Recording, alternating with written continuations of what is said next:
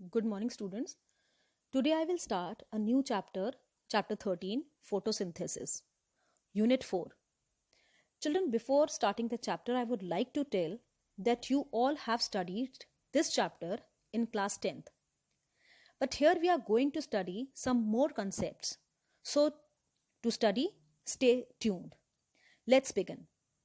Photosynthesis is the process of preparing food, such as carbohydrates, means glucose, from carbon dioxide and water in the presence of sunlight in green plants, with oxygen and water as the byproduct.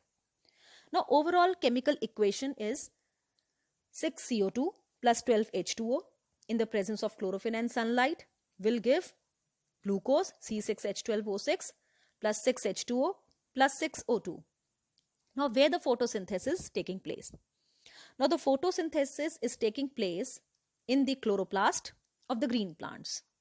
The plants which prepare food are known as autotrophs. Now, chloroplast has a pigment which is known as chlorophyll. So, in the presence of chlorophyll in the green plants, with the help of water, sunlight and carbon dioxide, plant produces glucose, which is the food. Raw materials for photosynthesis. Photosynthesis requires carbon dioxide, sunlight and water. Now the next topic, absorption spectrum. Now children, this topic is new to you. Absorption spectrum, as a definition says, a curve obtained by plotting the amount of absorption of different wavelength of light by a particular pigment.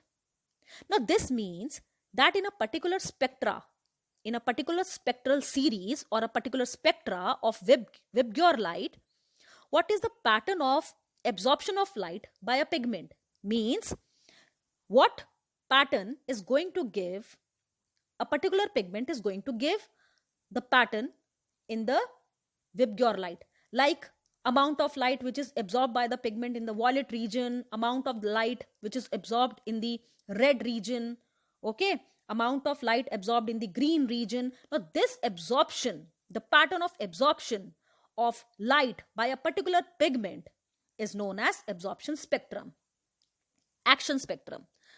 Now children, as the action spectrum says, action, it is a curve obtained showing the effectiveness of different wavelength of light in stimulating the process of photosynthesis. Means after absorbing the amount of light by a particular pigment, like say chlorophyll A, chlorophyll B, particular pigment is absorbing a particular wavelength of light from the spectral series, that is red light, green light, violet light.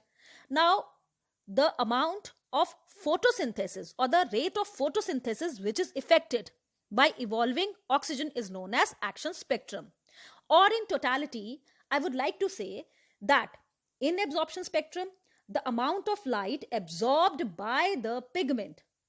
Now that pigment is going to perform the photosynthesis. So the amount of photosynthesis calculated by the end of the cycle, or the rate of photosynthesis calculated by the end of the cycle, is known as the action spectrum of that particular pigment as well as the wavelength.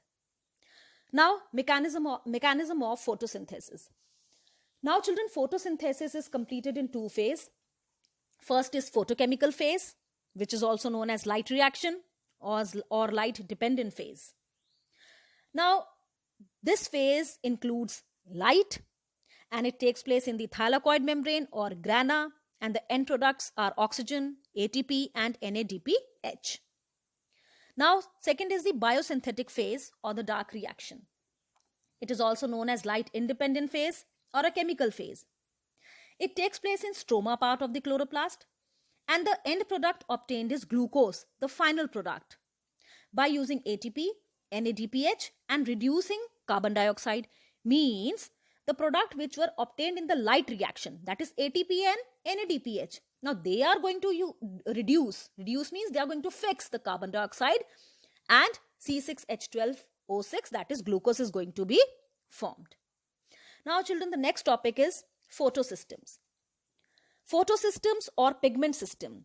Now for the photosynthesis, definitely pigments should be present there. Now there are two types of pigments. Now children, it is not in the syllabus, but I'll give you the concept, because otherwise you're not going to understand the entire topics.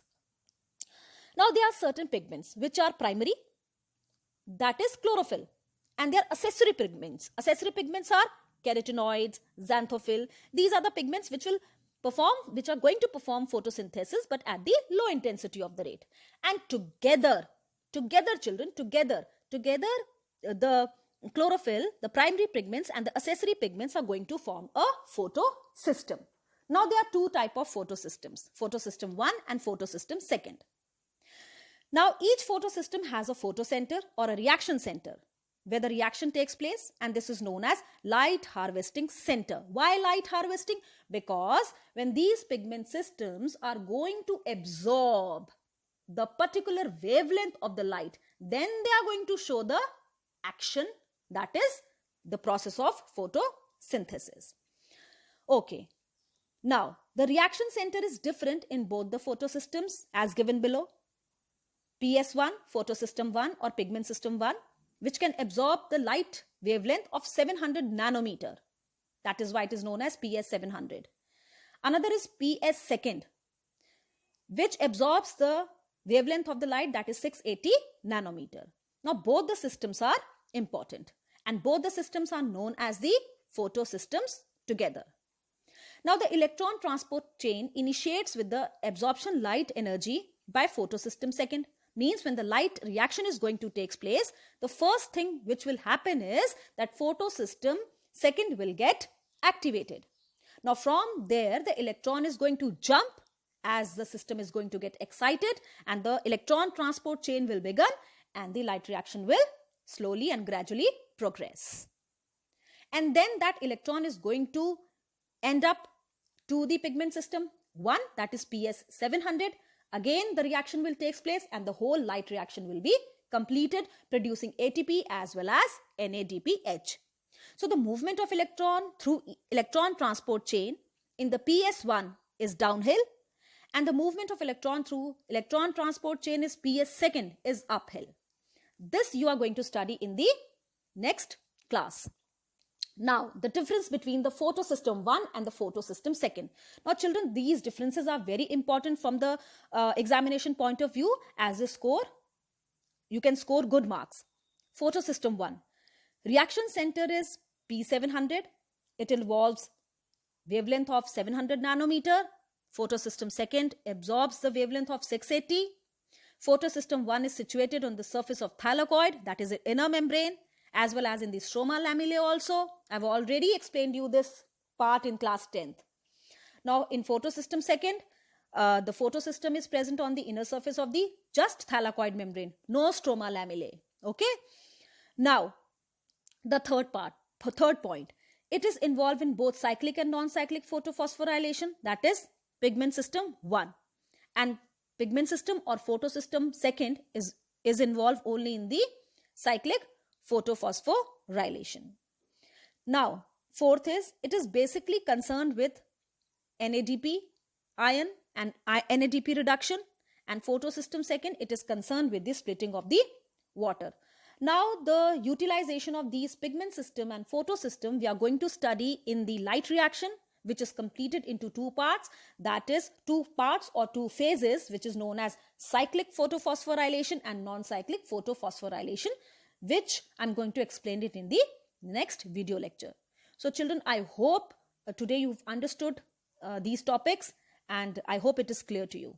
Thank you so much.